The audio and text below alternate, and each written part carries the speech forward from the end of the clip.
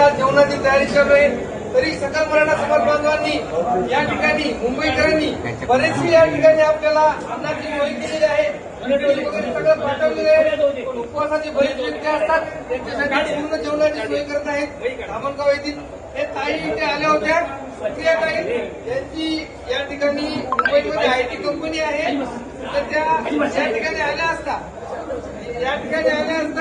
त्यांनी आपल्या मराठा बांधवांना पोळ्या करताना पाहिलं आणि कुठल्या फुलाची पाकळी काहीतरी आपल्या बांधवांची मदत करावी या प्रामाणिक हेतूने या ठिकाणी पोळ्या करू लागत आहेत. तर धामणगाववासी सुद्धा या ठिकाणी अतिशय खुश आहेत की आपल्याला या ठिकाणी पोळ्याचा वेळा आता झाला आहे. हेतू खूप प्रामाणिक आहे.